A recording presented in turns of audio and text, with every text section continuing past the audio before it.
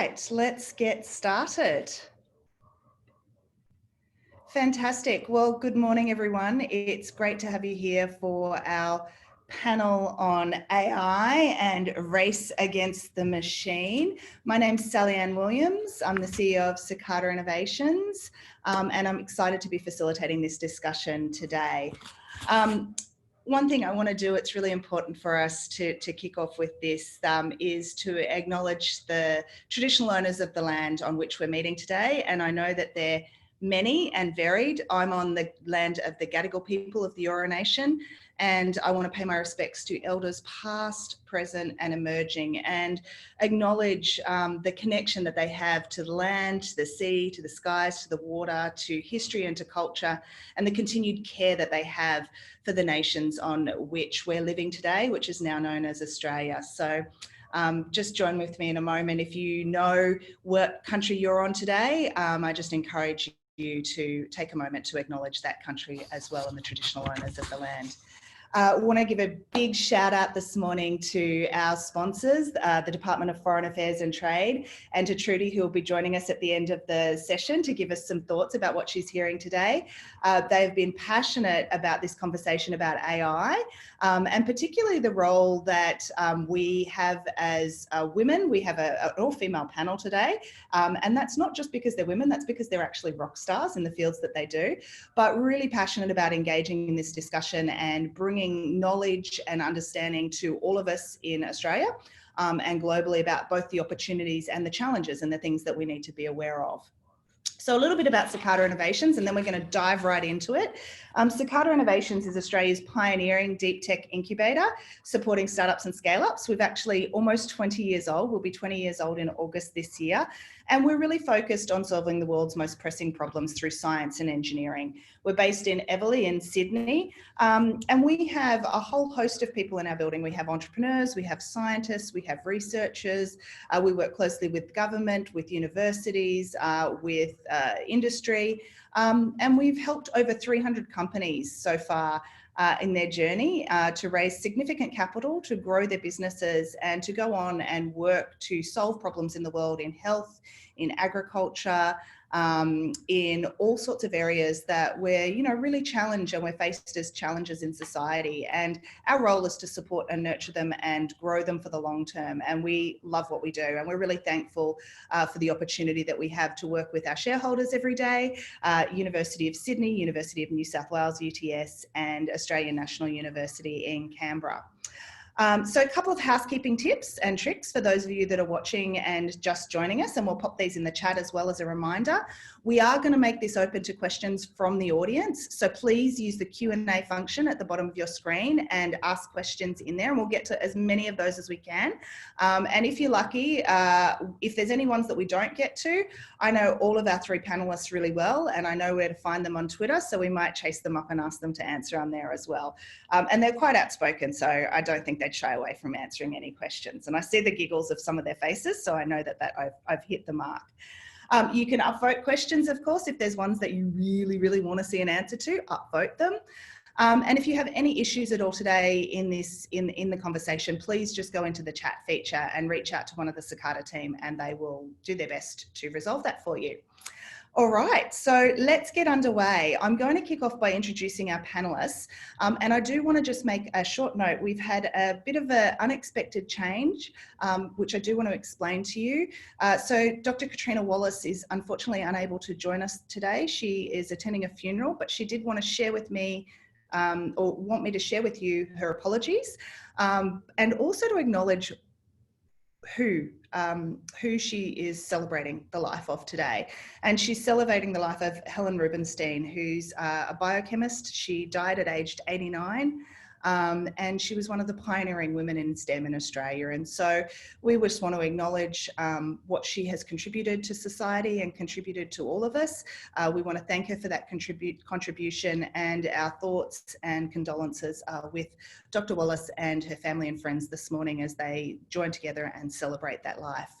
And now I want to give a big acknowledgement to somebody who stepped in at the last minute, who's a really great friend of mine, a phenomenal woman in STEM. She's currently at Data 61 and leading a whole bunch of work there, but you may know her for her works in robotics and setting up Australia's first robotics and automation roadmap, Dr. Sue Kay. So Sue, good morning and welcome. Thanks very much, Sally Ann. It's great to be here. And a massive shout out to somebody who I have been trying to get to join me on a panel and a chat for quite a while, and it took a COVID crisis to make her available from all the way from down in Canberra at the moment because she's prevented from travelling anywhere else. Professor Genevieve Bell from the 3A Institute at the ANU. Good morning, Genevieve. Hey, Sally Ann. And last but certainly not least, one of our residents and our founders here at Cicada Innovation, Dr. Anastasia Volkova. She's the CEO and founder of Fluorosat, who do amazing work in agronomy. I'm not going to steal her thunder telling you all about that, but welcome Anastasia all the way from LA, where you are staying safe and well. All right, thank you so much, Sally Ann, for having me, and welcome everyone in this morning in Australia. So thank you. So let's kick off. AI, what is it? Why should we care? What's the excitement about it? I might actually throw to you first, Anastasia, because your company uses AI in a lot of what you do. Could you tell us a little bit about it and from your perspective, what the opportunity is there for Australia and for your company too? Sure. Thank you so much, Sally Ann. So I would first draw the line between the machine learning and AI as I understand it, and I am certainly not a professor of AI. So, you know, I'm a applied scientist, so to speak, and then we're just fiddling in our little ag tech sandbox, which is, yes, spending the whole world, which is another topic we'll touch on, how to make it ethical and representative of the whole world is AI. But what is it? So machine learning, when we think about it, it's basically training the computer to recognize patterns that we can show it many times. And that is the ability of computers to recognize cups of tea in images or cars, or when you do a CAPTCHA, they ask you to label where the lights are in the intersection. Whilst AI is basically a build on top of that, where you're starting to take these pieces of the puzzle that identify very specific elements of maybe that's a cup and maybe that's a person, therefore is another person next to it with another cup. It's a cafe. And what would be a decision that is made if we see that scene in the cafe and we have a bit of context and we have a question asked? That's the combination of factors that, for example, AI would handle versus a machine learning algorithm that is more like a building block. So I guess in agriculture, that means that we can, you know, agriculture, you think of many different things, but let's take a very big perspective for me as an aeronautical engineer. That's a natural perspective on agriculture from orbit. So you see this blue dot, you zoom in, you see countries, you zoom in, you see fields. So imagine that Fluorosat will look at the fields across the whole globe, and we collect information from them about the weather, satellite imagery across time, to try to explain why certain fields are managed better in a certain way, whilst that same way for different fields in a different place is detrimental. So this is the way that you can use machine learning to recognize, okay, that's a cornfield, because we trained a machine learning model and it knows what corns look like. Okay, corn on this continent at this growth stage probably needs X. That contextualization is the creation of AI. Hopefully I haven't lost you. No, we're all there. So your company Fluorosat is using AI and machine learning to actually help people do better in farming and agriculture, right? Is that the short snapshot you want people to take away about what? That's correct. How to grow more with less, how to farm with less resources and actually still be able to support the growing population. So really big challenge that we're facing in the world. Genevieve, I'm going to come to you because you work with so many different people in your role at 3AI Institute down at ANU. Let's start with the positives and the opportunity for AI. What are the things that you're seeing that excite you? Where's the greatest potential and you know, what's really something that you think we should all know and be, you know, really engaging in a conversation on? Big question. AI discuss, basically.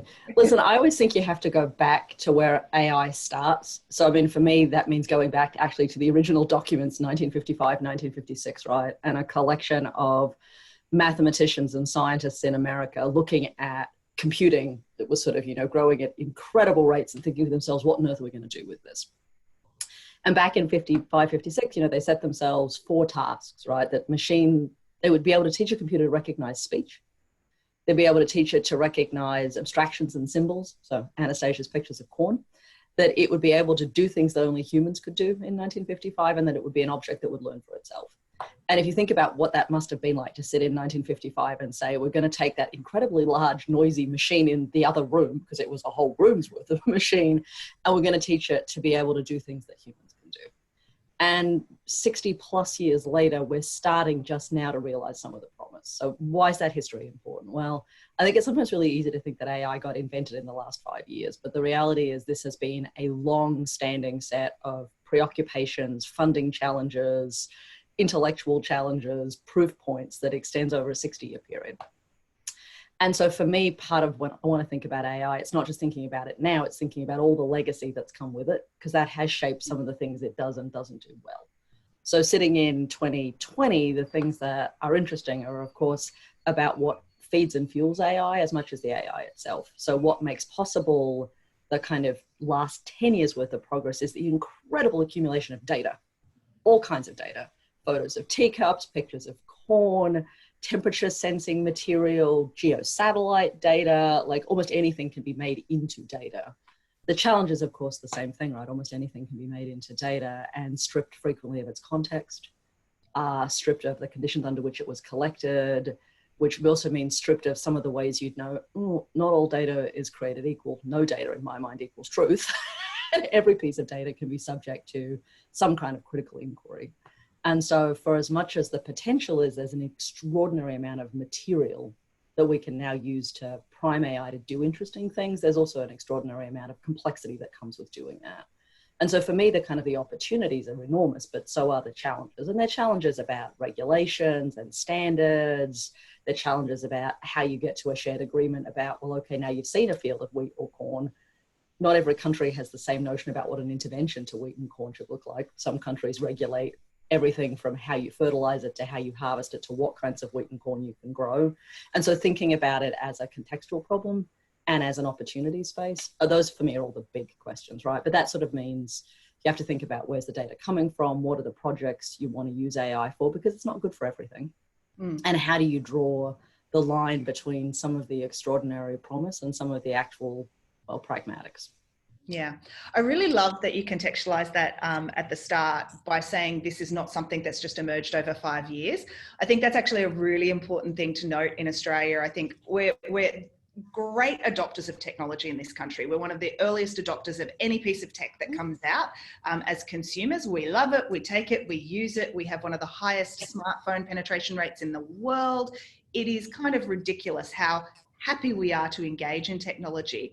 And yet we don't understand the history of it. And so we don't understand necessarily the depth and the nuances of the conversation. And we're not good at celebrating our own role in it, right? I mean, Sue and I know this story well, but you know, Australia had, depending on how you count it, the second or the first computer in the world, right? So we had one of the very first stored memory computers here, right after the ENIAC in Philadelphia and Babe in Manchester. We had one in Sydney.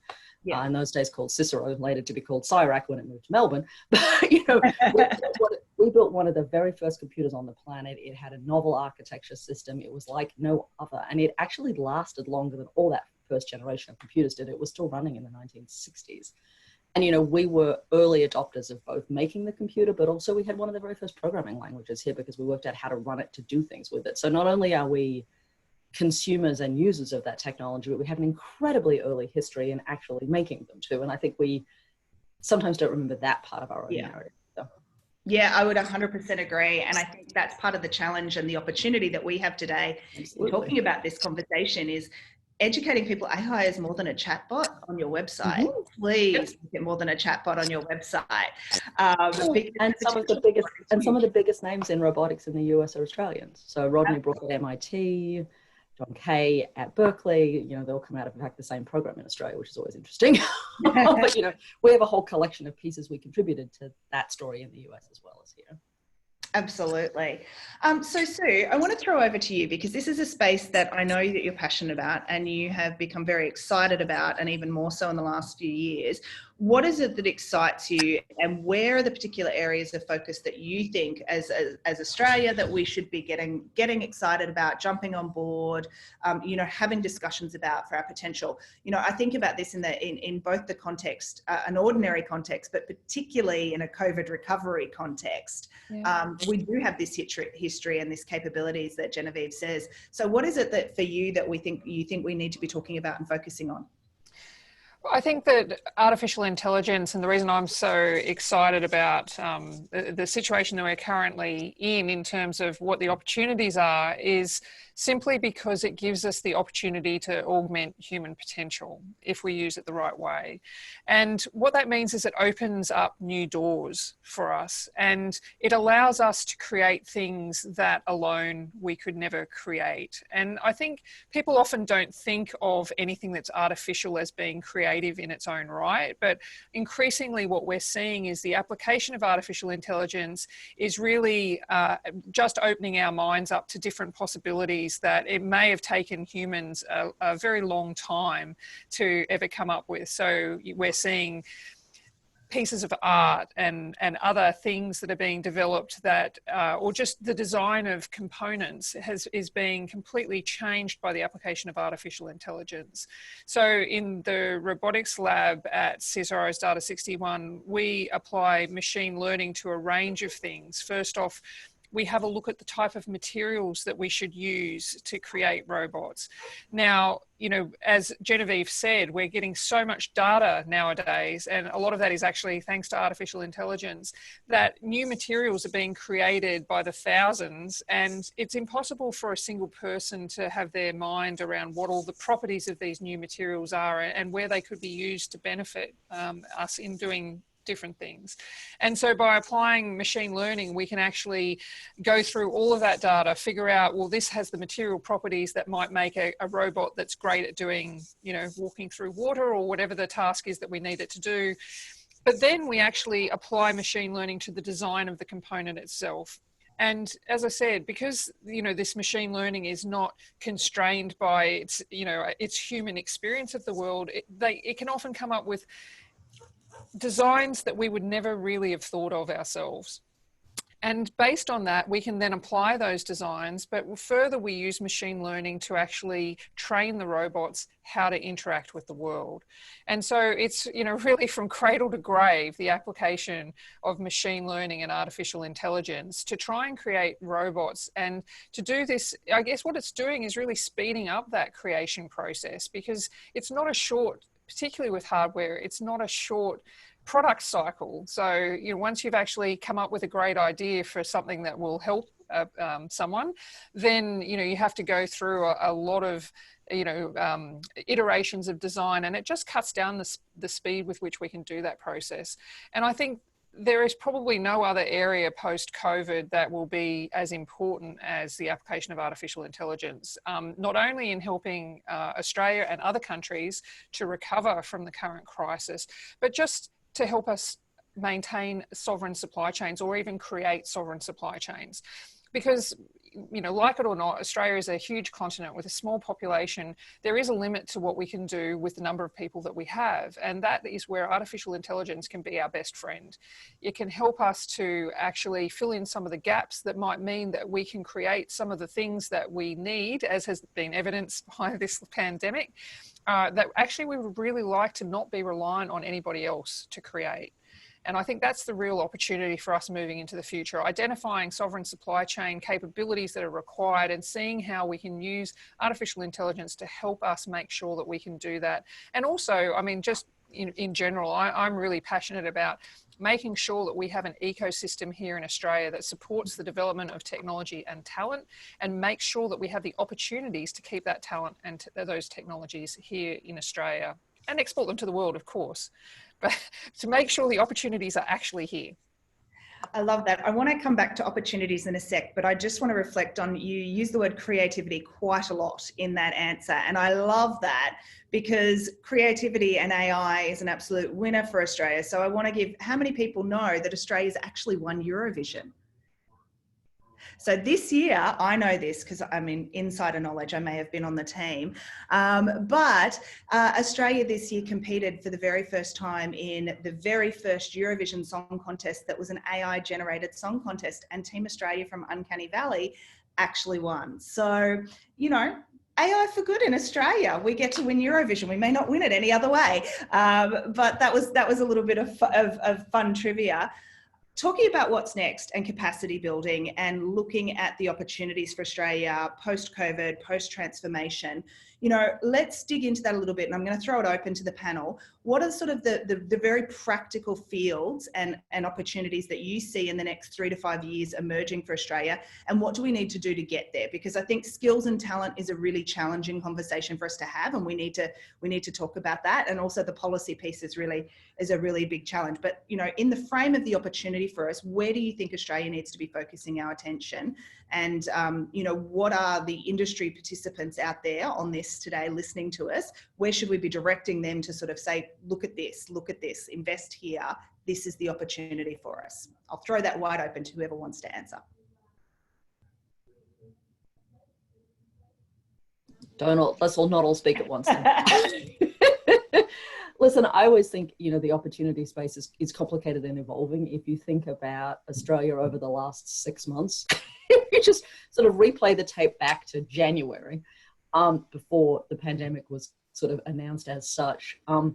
I think we would reasonably have been saying, how would we apply AI, machine learning, and other techniques to thinking about sustainability, climate change, climate emergencies? How would we as a nation be better prepared for all those things Sue described as being a consequence of the pandemic, but were also a consequence of a bushfire and drought season that was kind of unprecedented in its scope and scale. So when I think about where do we want to be going, I don't want to lose the first 2 months of the year in light of the last 4 months of the year. And so for me, when I think about where would we be moving next, it's an interlocking set of challenges. And some of them are frankly the same.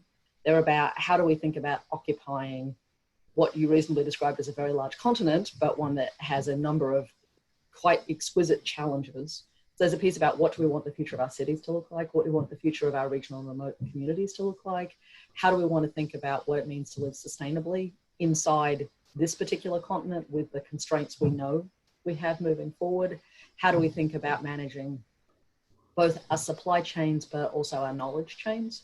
And those are all problems that are not just problems of AI, right? They're problems of government policy, they're problems of notions about resources and resource decisions.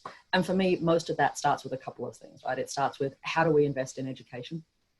How do we invest in an environment that supports innovation and innovative ideas and people, so that we don't have that sense that I think I certainly had growing up, that if you wanted to make it, you had to get out of here.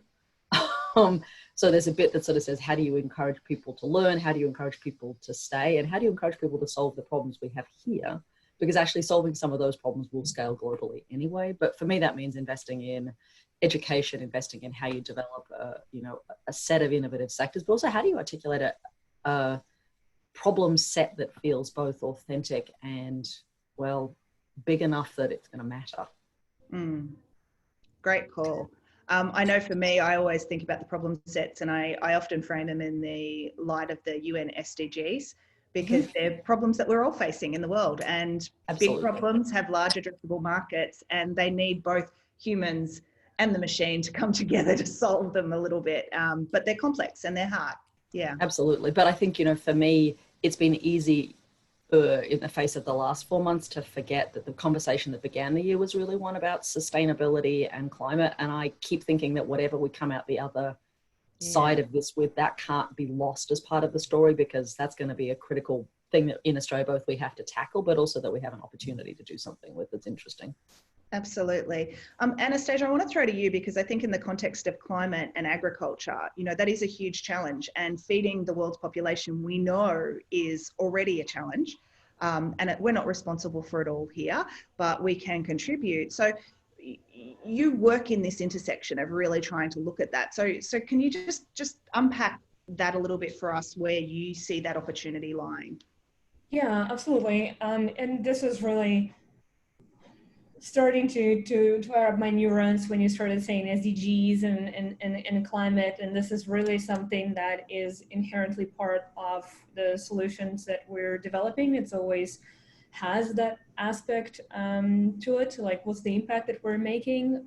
You know, we are an impact-driven business, and we currently monitor the number of, for example, hectares that we're bringing the precision agriculture to, because if you think of the Sustainable Development Goals, and those goals are, okay, zero hunger, the clean and available water, the resources, and the sustainable way to manage ecosystems and keeping biodiversity. All of those have something to do with agriculture, because agriculture is the largest user of water, is one of the largest industries that depends on the land. It's the industry that affects and shapes the way that it uses the land.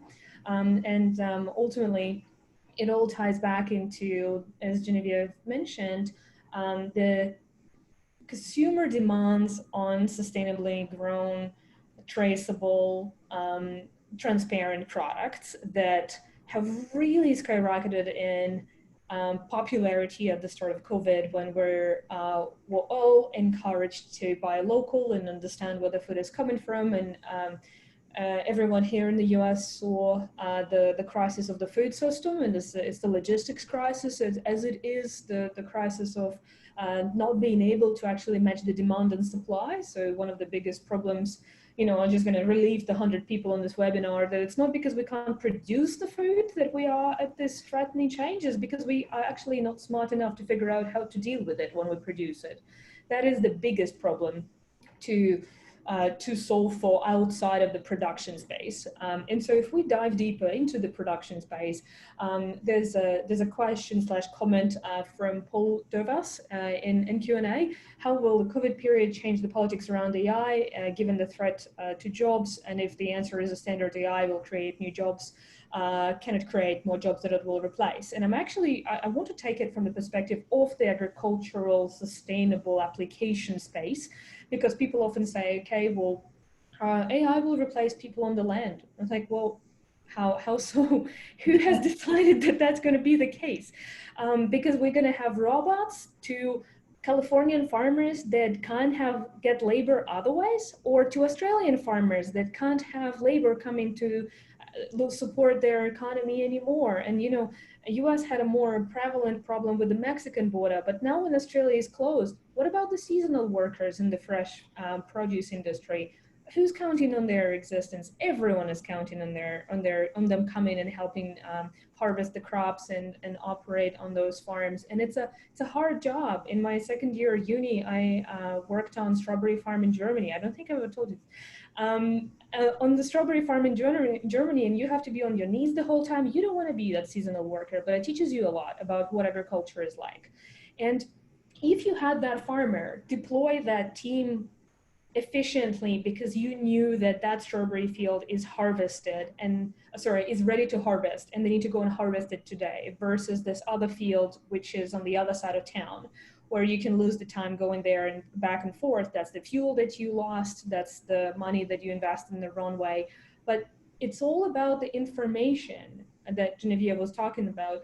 The sustainability is ingrained into the solution, but it all comes from the information. It doesn't replace jobs. Can it create jobs? I believe, especially in rural communities, it can definitely create more intelligent occupations. And I wanted to kind of tie it all together with the third strain, which is, what about COVID? And what does that do? That outside of Australia, you know, Australia is very luckily not very impacted, but other places are. And this keeps people apart. And what this means is that you have more distributed infrastructure for data creation, for technology creation, for feeding the AI with information What that means is that you really, as you would have, you have agronomists all across all the countries that are producing food, contributing pieces of data, responding to, say, our machine learning models and labeling something and contributing to their AI. So their job really gets better because we provide them with intelligent information to act on a daily basis. It gets a little bit more fun because it's more technical, and I think the kids are more interested in what they're doing because, you know, taking over, say, the farm or the profession of being the crop scientist is not just about looking at crops and being in fields in the 100 Fahrenheit degree heat and, you know, 40 degrees Celsius heat. It's actually now looking at the computer and understanding how to be that person who trains the model the best, so that next year it supports me in the best way. So I think it's really the whole gamut of things where AI can support ag by, and is supporting ag. It's not like it's the future, it's what we're doing now at Fluorosat. We give them more intelligent information on when, where, and how to act. It does attract better people into this space. And, you know, we're all talking about training people in AIs. It is like it's a computer science discipline. I think anyone needs to know what that is, because if the agronomist doesn't know how the data goes into that machine learning model that they're contributing, that's what our customers are asking us to do. We train them on, this is how to train the thing to help you. So hopefully that answers the question. Fascinating topic.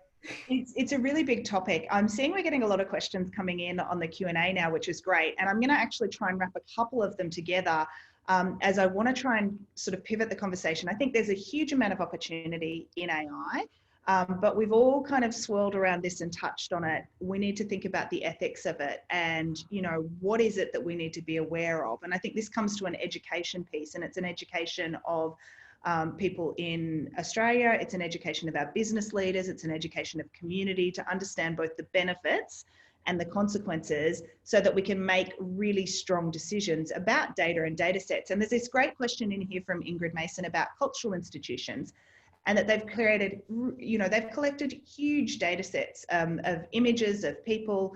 And that kind of poses the problem around wrestling with the ethics of that. And you know, how do they sort of come to the conclusion of who has access to the data and what data, you know, what data should they have and what can they do with it? And I think I want to extract that out and then throw it open to the panel. So I'm just giving you prep to think about who wants to answer this.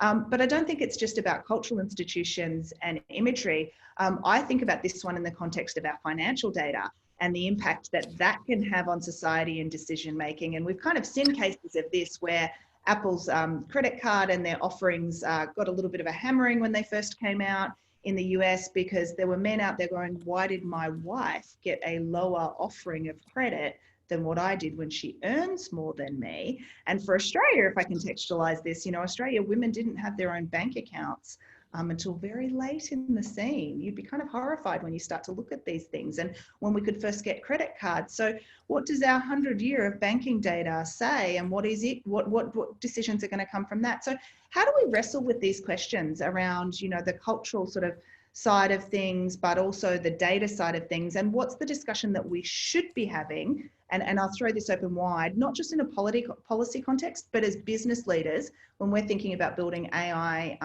you know, decision-making trees or things for our own businesses, what should we be wrestling with? Well, Genevieve, well, I mean, so 3 threads, right? One is that I sometimes think we talk about ethics when we should be talking about law and regulation and policy. And we take ethics as a coverall for a series of conversations where there are, in fact, acts that, it turns out, the credit cards in the United States were illegal long before they were unethical.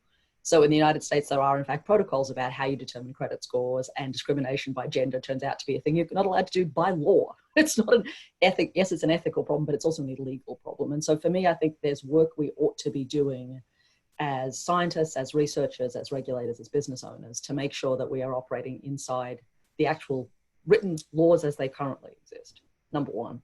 Number two, I think there are places where we need to be pushing for new laws that cover the extensibility of some of the materiality that we now have to constrain ourselves with. As researchers, many of us are covered by protocols about how to do research that operate inside our universities and our funding organizations. So there's a whole series of already operating constraints and affordances that we ought to be aware about. So number one, and those do cover for things about how cultural institutions think about images.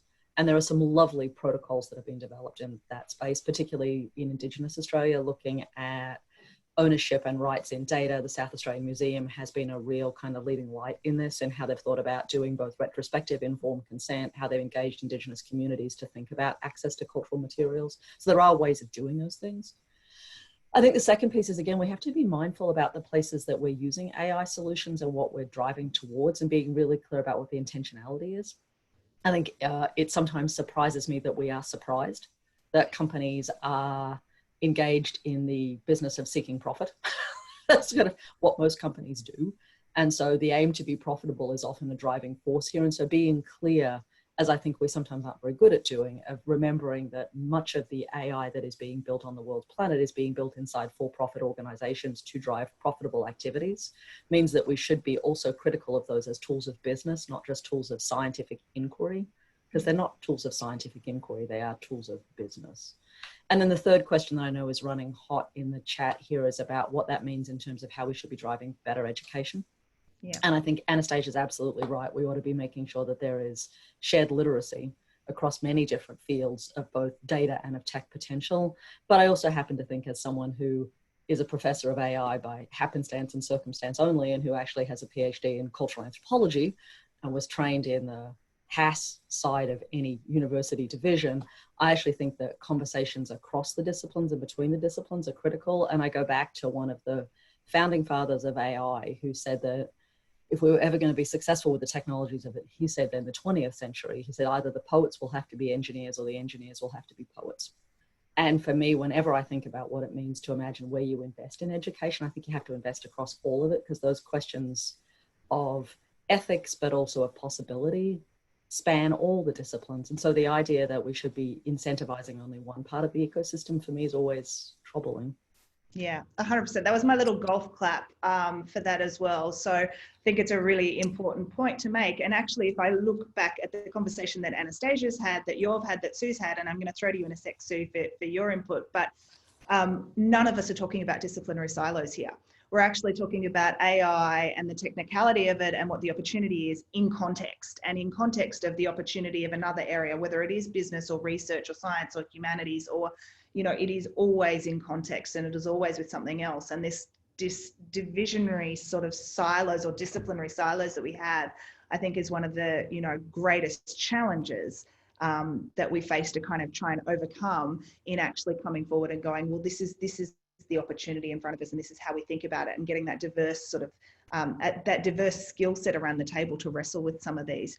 So I would love to get your perspective on this, and, you know, where do you think, where's the cautionary tales that we need to be aware of, and where do we need to be kind of raising the bar in and I'm not talking about the technical education here, but the general populist education, for the sake of the opportunity, but also to do it well, and do it in a way that is upholding the future and the society that we want to be, because I think that's a real challenge for us. Yeah, I think that, you know, we're in a tussle at the moment between, you know, rights of the individual versus rights of the corporation, and obviously the corporation has size on their side. I think that in the European Union, they've done a pretty good job of articulating, you know, what should be something that people have the right to choose over, you know, how their data is used and whether they can be forgotten. But on the other hand, I think, you know, we also have to bear individual responsibility for some of our data as well. You know, we're all very happy to share all of our family photos on Facebook, and then, as Genevieve says, we're kind of surprised when that data gets used in ways that perhaps we're not comfortable with. And so I think there is going to be, and particularly as new technologies come on the market, there is going to continue to be this tension between, you know, the rights of the individual versus, you know, potentially the rights of the community. I mean, there's been a lot of argument made recently with the pandemic that, you know, medical data should be much easier to access, because it's only when we get these really large data sets that often we can get insights into population scale changes that would actually benefit everybody. Then how much is that imposing on individual rights? I think that's just going to be an ongoing challenge, but I think at the moment it's probably a bit too weighted in favour of corporations using everyone's data as opposed to those individual rights. And that's, sorry.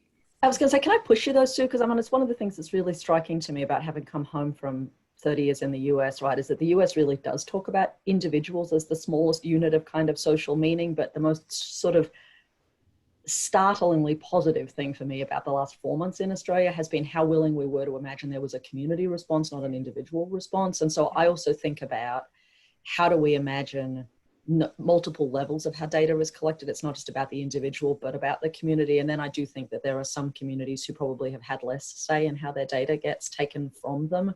And so the notion of as individuals, we should be mindful, absolutely. But I think there are places where if you are an over-policed or an over-surveilled community, it must be a little bit tricky. And there are some places, I suspect, where you've given up data without even understanding that's what you did, not because you were poorly educated, but because you didn't actually ever comprehend that your smart electrical meter was now telling the electrical company things about what was going on in your house that it never occurred to you. That would be a sort of a data piece, right? So there's sort of something for me in how we are mindful about those conversations that feels important. Yeah. Well, yeah, I guess there's many different layers, and I'm, you know, just really choosing the two broadest ends of the spectrum, you know, the individual versus large corporations or indeed nations, states. You know, whose rights become more important, and maybe there are people's rights are more important at different times, depending on the circumstances. But I mean, I think these are conversations that need to be had. And in terms of cautionary tales, I mean, you know, I work in robotics, and there is less than 10% women in this field. And so I often stop and wonder about all the robots that we haven't developed, because it really is a very gender biased area. And I think that if we had, you know, more of a balance, then we would probably be seeing a range of technologies that no one's even thought of. So that's another thing that should be considered, because, you know, completely unintentionally, you know, these things actually do control you know, a lot of our future. And I really worry that in many instances we're actually going to alienate a whole generation of women from the very technologies that potentially could change their lives for the better. Yeah, I had reason to be reading the original paper that gets to, AI is a term that gets created, right, by a collection of people when they write a grant proposal back in 1955 to fund basically a summer research school at Dartmouth. And the four guys who wrote the proposal, I was reading it, long story as to why, nerdy girl, reading that proposal, but the first sentence basically says they want a 2-month, 10-man study summer. And so, you know, the founding document actually already in some ways set a scope about who would be there. And there were women who were working in that space at that point, right? It's not like there weren't any you could have imagined in 1955, but there's something about even the founding document as this very particular kind of stake in the ground. And you think, oh. Anastasia, I can see you were dying to comment there because you came off mute. Yeah, I was dying to switch our topic is something that we touched on, both Genevieve and Sue touched on, and there's a lot of questions about it. And I kind of had a little bit of a think on the ethical considerations of training AI and feeding it data, and what does that mean? And of course, as Genevieve said, ethical and legal, you know, there is a line.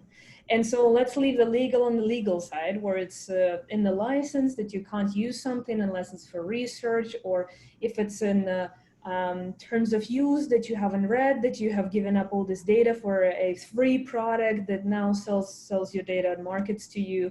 This is why I'm not, for example, on Facebook, can't stand that.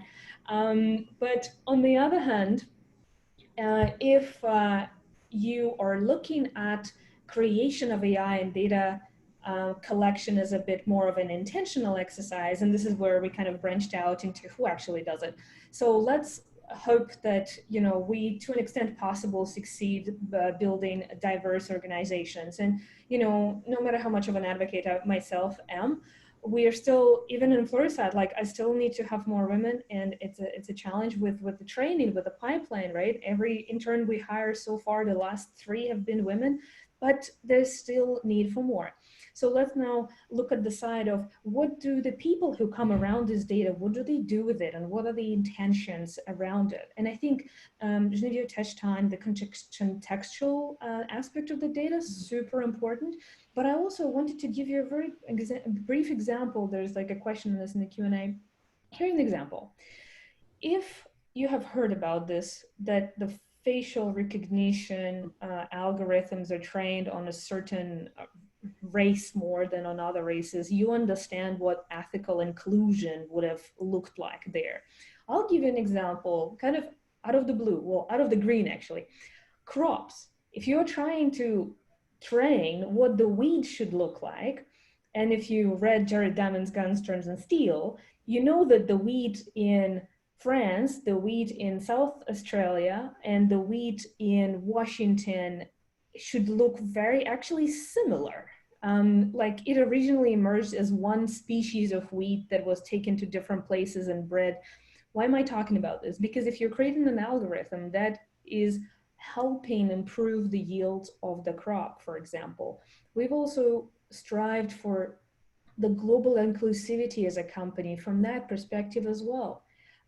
Because if we design an algorithm that is just South Australia, it works, maybe it works in Tasmania, but it's not going to work somewhere else, is it going to be really solving a problem of food production on one hand? But you know, we're not necessarily just flying the flag of the Australian citizen, we're flying the flag of a global citizen, a sustainable citizen. It's like, okay, well, what does that mean? That you're not just helping one food production system dominate others, because what happens? There can be drought, there can be trade wars, there can be other things that mean that you also need chickpeas to produce in India to offset our lack of production, or to have the cotton produced in Brazil to offset our drought, and so on and so forth. And so I'm encouraging the people who are here with us, listening to us, to think about that aspect as well. If they're working on businesses that look at particular solutions, and coming back to Sally-Ann's original topic, why she brought us together, it's like, what can Australia do? I think Australia can get out of the Australian bubble. And, you know, I can take heat for that later. I think that in Israel, they've done it in a brilliant way. And I bring that example every so often. They, from the get-go, understand they don't have domestic market. We have an illusion of domestic market that really doesn't help. Because you need to think about, okay, we can develop a technology in Australia that is going to be best minds, like in CSIRO or like at NU. We can develop something that is so innovative, but when we're thinking of application and of the nature of that technology, we should really think to not bias it and not inherently impede it from growth globally. Because if you want a technology to be something that gets developed and goes to the whole world, that means that you need to do it from the get-go. And I would also suggest that to listeners who are saying, well, how is it that AI is being trained and so on? You don't do it in isolation. You have experts like Genevieve, and we have, for example, a project with CSIRO where we have agronomists who are supervising, so to speak, or advising us, how should we do what we do? Because they're sensible people who have the background and experience globally, and they say, you should really consider this. And I reckon if you do this Queensland cotton, you should talk to those guys in Texas. Or if this Kansas wheat is similar to your Jamestown in South Australia, you should really have a comparison there of how scalable it is what you're building. And so I really want to kind of bring this to 2 specific points. One being the ethical consideration of training is not just that we are freely giving out data and we have something backfiring at us, but it's actually in the design, to the point that Sue made, that it's either the people or the intention of the company that really hones in. I have this insight as a woman. I don't know if I wasn't a woman would I have this insight. I don't know, I can't tell. But if I desire the group of people who are all like in the Google team study, who will listen to each other and trust and can debate, and we will attract the experts to tell us what we're doing wrong or to inject their expertise.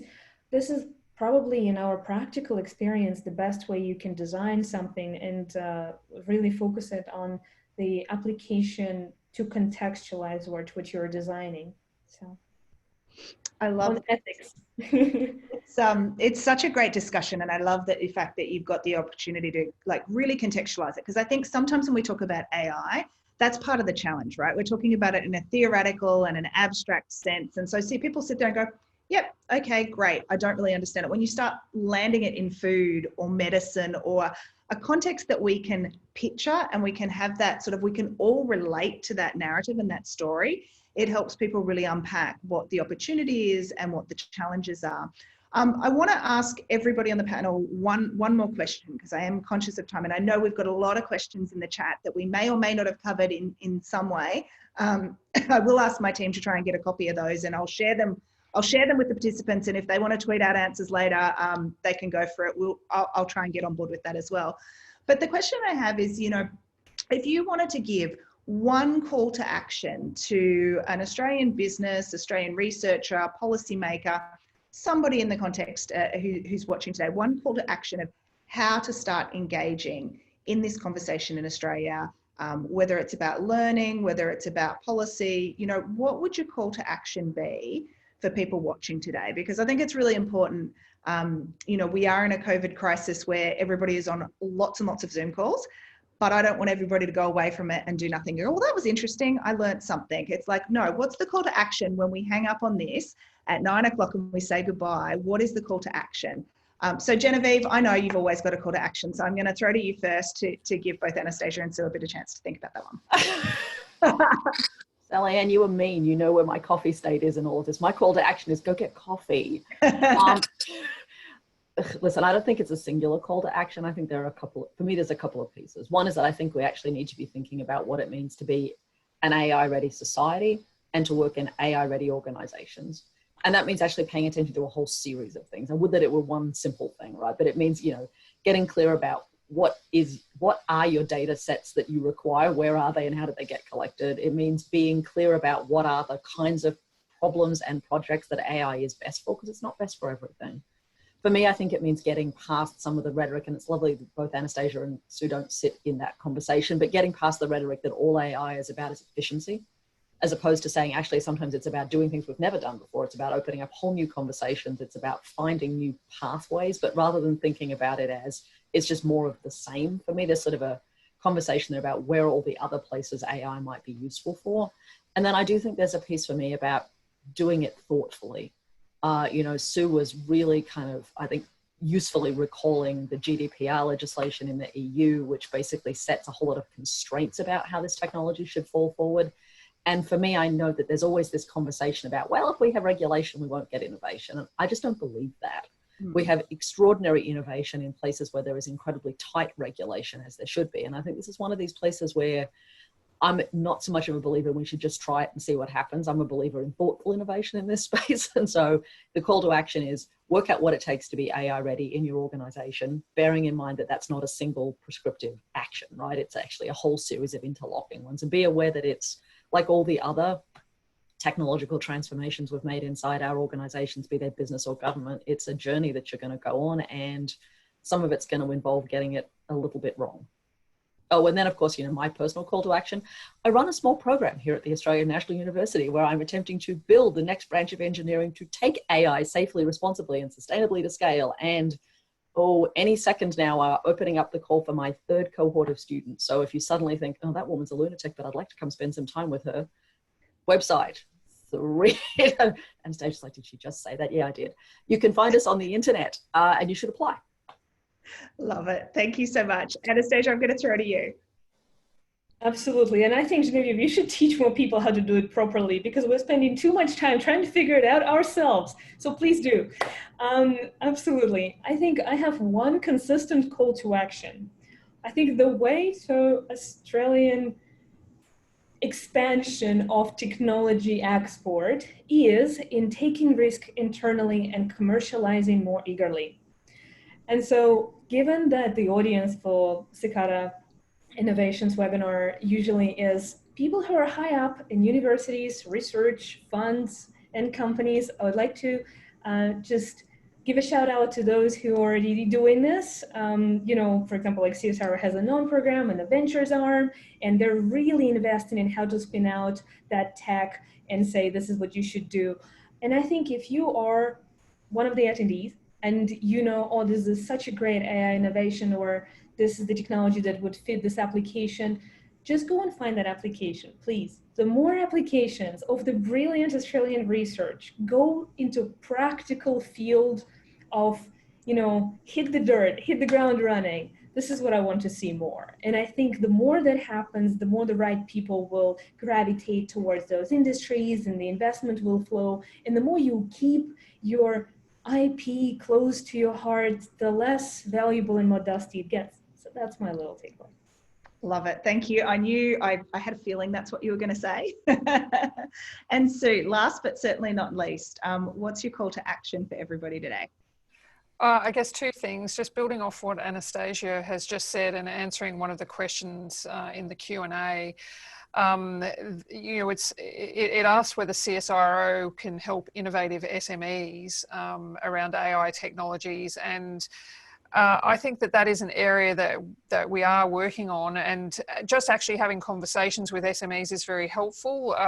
We are trying very much to get a lot of our technologies out to early adopters, so that you know, one, we can test them out, but also two, so that can help SMEs in Australia be more competitive. So I guess it is the National Science Agency. We're less in the business of trying to fix other people's products and more in trying to create new ones. But that is certainly an area that is very important, because we are, after all, a nation of SMEs, and we have to get a lot better at finding out how we can transfer a lot of the knowledge from our research institutions and get them into the hands of SMEs.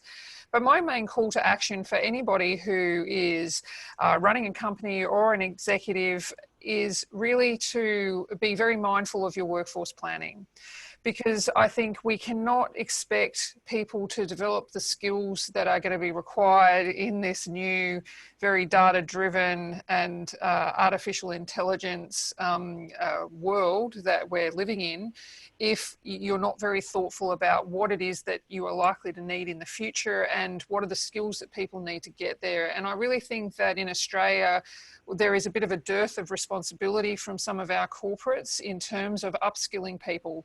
Because I think there was a question earlier on about jobs. And I think, you know, unfortunately, there is no simple answer to that. It really depends. Artificial intelligence can really lead to a lot of productivity benefits, which could actually mean that it creates more jobs than are replaced. However, people aren't going to be able to take on those new roles without new skills. And how we actually support people to develop those new skills is really going to underpin whether we become a more equal society or whether we become more unequal. And that's a choice that we all have to make. And it's one that you can be proactive about and can actually start making a difference now. Some of the pure play AI companies that I'm aware of do this to quite an extreme. They will go and they will pick maths and physics, often graduates, and actually give them the opportunity to learn artificial intelligence and, you know, demonstrate their value to the business, all while they are paying them. So I think we can't just sit back and go, oh, well, someone else or the government is going to look after training all these people. That's just not good enough. This is such an enormous change that everyone has to step up. Every company in Australia has to step up. I think there's probably a lot more we can do to support SMEs in that particular journey, but I think it is every company's responsibility to see how they can help their employees to upskill and really take advantage of the opportunities that are going to exist in the future. Thanks, Sue, and thank you all for those calls to action. I think we've all got something to take away from today. I'm just going to throw to our sponsors today. Trudy from New South Wales Department of Foreign Affairs and Trade. We met last year and had a fantastic discussion about AI and ethics. I may have chewed her ear off, and she said, I really want to support a conversation in this. We need to have this space. Trudy, you've been watching, you've been listening along this morning. I'd love to throw over to you to get your thoughts and your perspectives and to wrap us up for this morning. And you're on mute. I will. Okay. There's a phrase of our times. You're on mute. Look, I just want to thank you all very much, Sally Ann, Genevieve, Sue and Anastasia. That was every bit as much of that discussion that I was hoping for. I mean, as Sally Ann said, we met late last year and it was shortly after I'd had a lunch with Katrina. So I'm very sorry she couldn't be here today. But it did make me think about the global dimensions of these issues, I suppose. That's the business that Foreign Affairs and Trade is in. And we've kind of drawn that out this morning. The first one is the opportunity piece. And I think actually the big draw out for me is the sheer sort of power of human invention that AI represents. You know, going back to Genevieve's sort of story about the 1950s and how far we've come, and this is a human endeavour that has brought technology to us and the opportunity there. And the point I think has been very aptly made that Australia has an enormous amount to offer, both in solving some of the complex problems that we have here, but all of those have global dimensions. And there are ways we can go about doing that and perhaps doing that better. But one of the things that I love about my job here in New South Wales is just how much really good innovation is going on in Australia that probably doesn't get nearly the amount of recognition it deserves. We're pretty tough on ourselves, I think, about what we're capable of. And places like Cicada and others sort of reinforce to me all the time just how inventive and innovative Australians are. Maybe we can be better at globalising that, commercialising that, but we've certainly got an awful lot to offer. The other part of the globalisation piece, is this sort of how we use agency, I suppose, in becoming, I think Genevieve said, AI ready, becoming a society that manages our AI future and is not subject to an AI future that we haven't thought through. There is, of course, a global dimension to that conversation as well. I mean, clearly it's incredibly complex. Do you come at it through AI? Do you come at it through different sectors? Is AI just a part of a subset of a conversation about things like agriculture, sustainability, and so on? That's complex enough at the domestic level. It gets even more challenging, I think, at the international level. But Australia, it's very nascent, but Australia is sort of on the front foot there. We are very interested in being in the forefront of an international conversation about what that all looks like. And I mean, there are things going on in the OECD. We're doing some very nascent things bilaterally with countries like Singapore and so on. But I think that to the extent that we develop global norms around these things, they will be based on the kinds of conversations that we've been having this morning. So I really, really appreciate the opportunity to sponsor this today. It's been fantastic. So I just want to thank Sally Ann, Cicada and the speakers. Thank you so much, Trudy. We really appreciate your support and your encouragement. And I just want to give a big shout out and a thank you to our speakers today, to Anastasia, to Sue, to Genevieve, and to Trudy for summing up the conversation so well. We appreciate all of you. We appreciate your wisdom, your insights, your knowledge. We appreciate you getting up and sharing before coffee. Particular shout out to Genevieve on that one. And to all the people that have participated today and to joined us online. Thank you so much. Thank you for your questions. And with that, if you want to stay in touch with us and the conversation that we're having, please go to our website, cicadainnovations.com.au and sign up to our newsletter, and we'll stay connected and continue to talk about the things that really matter. So that's it. Thanks for today, everybody. Bye.